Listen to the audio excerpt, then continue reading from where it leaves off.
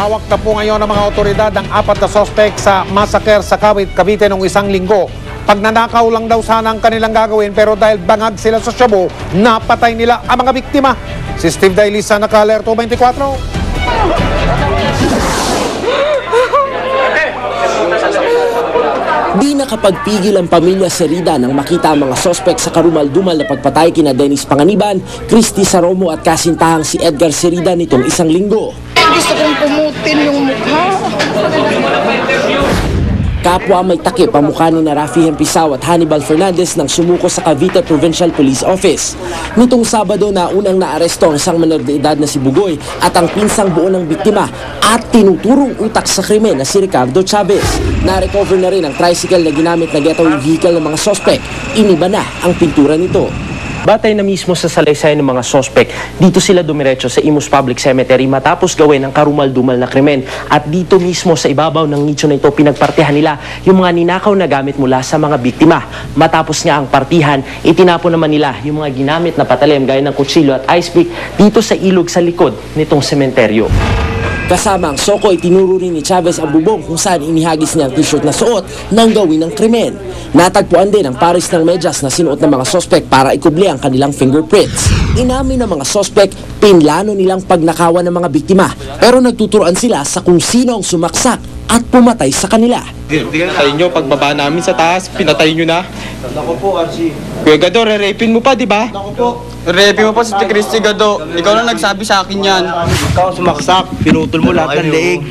Ikaw puro ka ayaw mo meaning kaso mo. Wala naman kami dahil para patayin yun ano ba namin yun? Hindi naman namin kilala yun.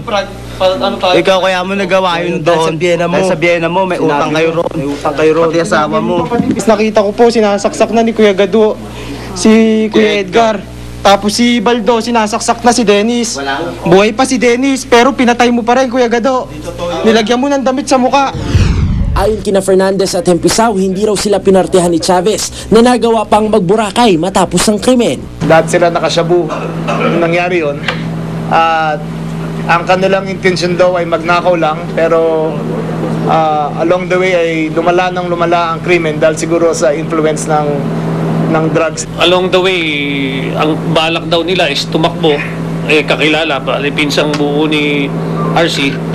So siguro dahil nga sa epekto ng droga sa binigog, ando na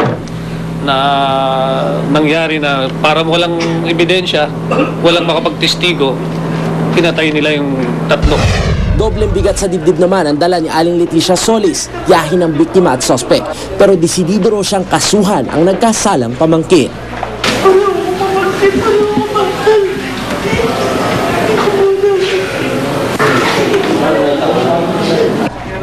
Steve Dailisa, Nakatutok, 24 Oras. Samantala, hindi napigil ni Police Director Roberto Rosales ang kanyang galit nang makaharap ang reporter na naglabas ng ulat na nagdadawit sa kanya sa carnapping. Ipinakita ng reporter ang bahagi ng intelligence report na naging basehan daw ng kanyang istorya. Pero ang AFP, itinangging may ganun silang ulat. Nakatutok si Marisol Abduraman. Pero yon sa ginawa mo, Arlene, I tell you, categorically you destroyed me. Galit si Police Director Roberto Rosales sa mamamahayag na si Arlene de la Cruz na magkaharap sila kanina matapos ang press conference sa Camp Crame.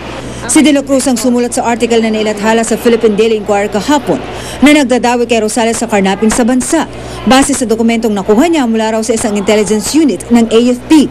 Pero sabi ni Rosales, wala itong katotohanan at basihan. Sa'yo lang nanggaling na sabi mo nga meron kang nabasa, ganon. Nasaan yung pakita mo sa akin? Sabi mo na sa newspaper, may kopya si Secretary Robredo. You know, when I talk to him... Depensa ni De La Cruz, may basa ng report niya at hindi ito gawa-gawa lang. I will stand by my story. Unang-una, I have it. It's not based on a text message. There is a report that exists. Hindi may hard copy. Hindi siya yung inimbento, hindi siya yung tumingila sa at merong report. It's a trusted source. That's why I used it. Hinala ni Rosales paka na ito ng mga nasa likod ng carnapping para ilihis ang investigasyon. Come out in the open. Bring all your cohorts. Bring all the pieces of evidence and face me like a man. Hindi yung patago-tago doon sa sinasabi nilang media leak. Masama rin ang loob ni Superintendent Napoleon Cauyan sa pagkakadawit sa carnapping.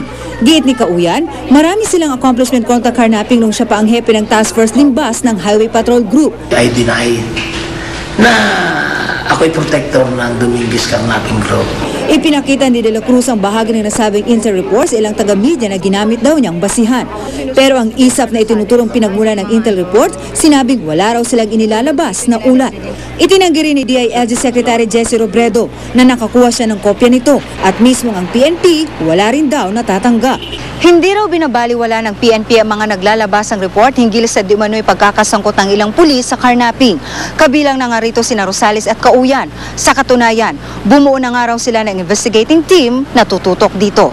Ipatawag lahat itong mga taong nami-mention nang sa ganun ay maliwanagan kung ano nga ba itong mga reports na ito. Kaninang hapon, nagpa-blatter si De La Cruz sa pulisya matapos ang komprontasyon nila ni Rosales. Marisol Abdurrahman, Nakatuto, 24 Oras. Chika Minute! Inaabangan na ngayong gabi ang pilot episode ng newest Kapuso Primetime Show na I Heart You Pare. Nasa mismong set nito si Lar Santiago. Kamusta dyan, Lar? Pia, lahat ay excited na dito sa set ng I Heart You Pare dahil ngayong gabi na nga ang pilot episode nitong pinakabagong romance comedy ng GMA. At first time na gumawa ng ganito si Ding Dong at si Regine naman, first time niyang makasama si Ding Dong sa isang soap opera.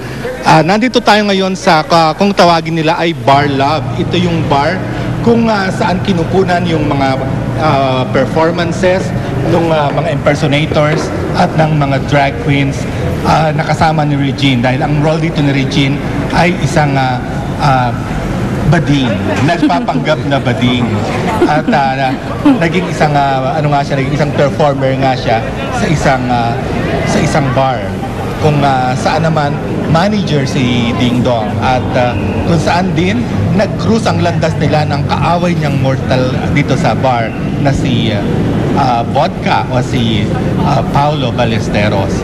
At dito sa set ay talagang binihisan talaga ng production ng GMA itong lugar na ito kung saan sila nagte-taping.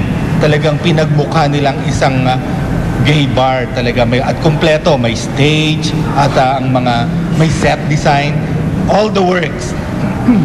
At nandito ang mga ilan sa mga bituin ng I Heart You Pare sa pangunguna nga ni Regine at Ding Dong, at gayon din si Micelia Rodriguez, si Ian Veneracion, nakita rin natin dito si Paulo Ballesteros at ang iba pang mga artistang involved. At kasama natin ngayon si Regine at si Ding Dong. Iyan, may tanong ka ba kay Regine at kay Ding Dong?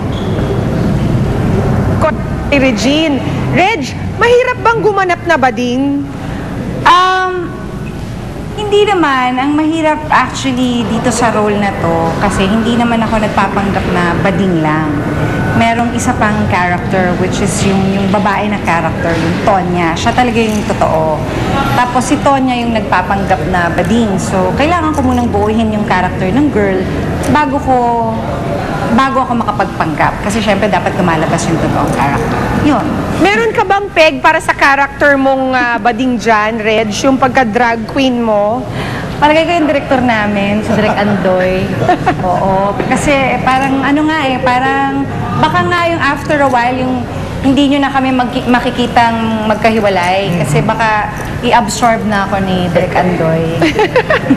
Mahirap ba gawin yung mga looks mo para dun sa drag queen role mo? It looks very complicated. Yung makeup, parang napaka-komplikado. Ilang oras bang ginugugol para lang maging ganyan ang itsura mo? Hindi naman masyadong komplikado. Plus, meron naman akong tumutulong sa aking makeup artist, si Richie Chan. Siya yung nagme-makeup sa akin. Tapos, kasi drag lang naman. So, may mga pegs naman kami. So, may mga kinukopyahan naman. So, hindi ganun ka-complicated. Yung mahirap lang yung wig, mainit. I'm sure bukod sa nakakatawang story at nakakilig na story, aasahan ng mga tao or talagang i-expect nila, antabayan nila mga different looks mo dyan, Reg. Oo, nako. Abangan nila iba't ibang looks ni Tonel. Magpapauso ka na naman dyan. Exciting to. Tsaka very, yung lang siya, simple lang. For Dong naman, Yes. Dong, you've probably done so many different roles already, pero first time mo sa isang comedy series. Ang tanong ko naman sa'yo ay, mahirap bang magpatawa? Lahat-lahat lang ginagampanan ko mahirap talaga, pero I can say na ang comedy it's in a league of its own, pero naging madali para sa akin dahil I'm surrounded by so many talented na mga artista, and lahat talaga, kahit na first time ko gumanap ng sa isang romantic comedy, natutulungan nila ako, and right now parang everything is just parang normal na and smooth sailing, so swabing-swabe na lahat. Yeah. Sabi nga nila, Dong, comedy is a serious business. So, aantabayan na namin ang pagganap mo bilang isang komedyante.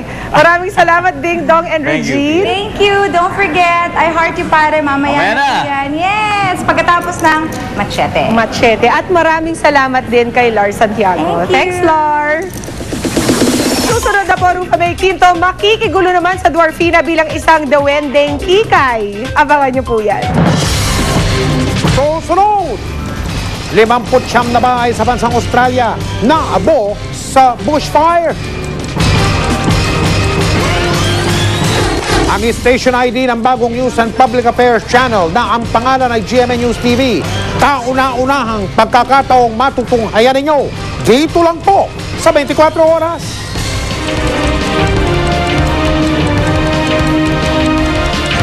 Dr. Francesco.